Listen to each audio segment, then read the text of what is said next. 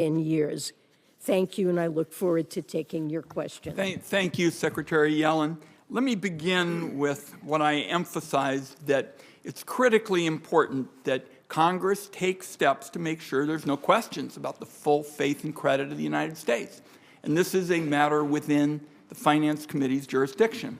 Now, on Friday, the House Ways and Means Republicans passed a plan dealing with what they call prioritizing payments by the Treasury.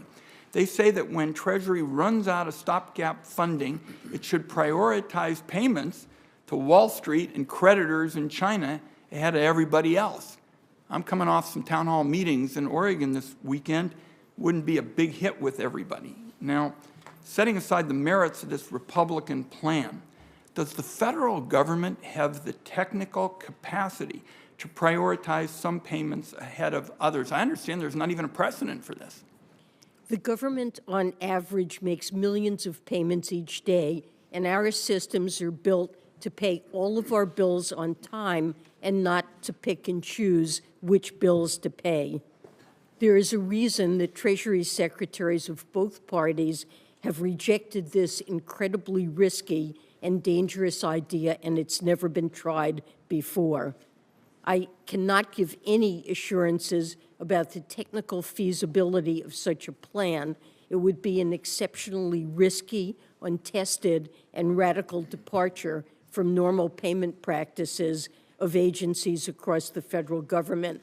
And I consider it essential that Congress come together to recognize that raising the debt ceiling is their responsibility to protect the full faith and credit in the United States. So, you've told us this prioritization scheme is unworkable, and House Republicans don't get to decide what qualifies as a federal default. If the government can meet some but not all of its obligations, isn't that essentially the definition of a default? Failing to pay your bills is what all of your bills when they're due is what I think of as a default. The United States has always paid all of its bills on time, and it should stay that way, and that's been a core American value since 1789, regardless of party.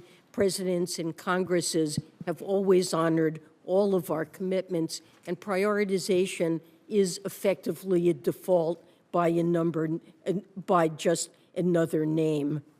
I appreciate you bringing us up to date on that, Madam Secretary. And colleagues, the reason I've focused on protecting the full faith and credit of the United States is this is explicitly within this committee's jurisdiction. So I thank you, Secretary Yellen. Let's talk about the double standard in tax enforcement.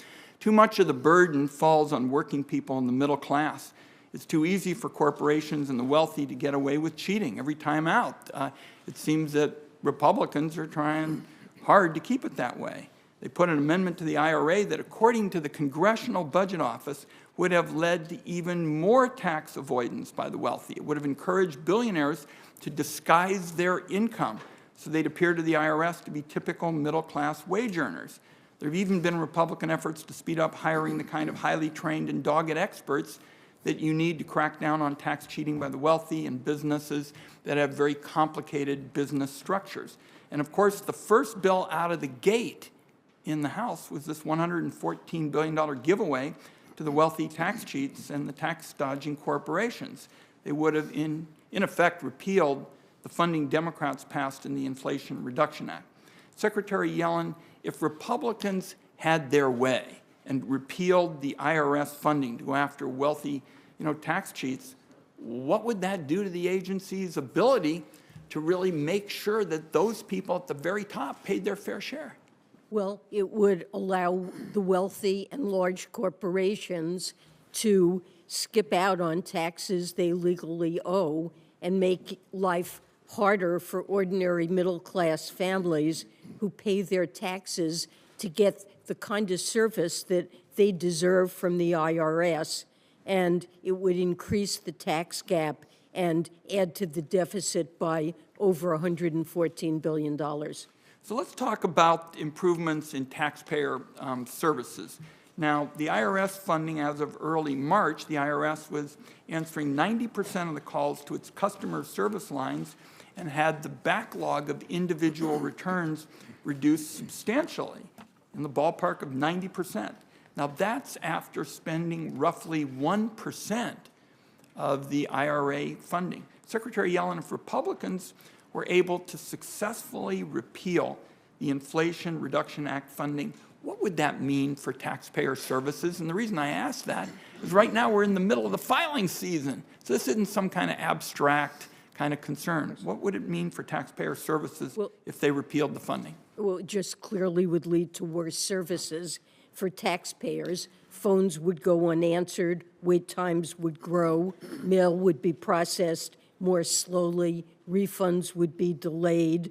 We're undergoing a transition to digital forms, and improved scanning would be delayed, paper backlogs would grow, and taxpayer assistance centers are now being reopened and fully staffed, and some of them would have to close or be understaffed. I'm over my time. Senator Crapo.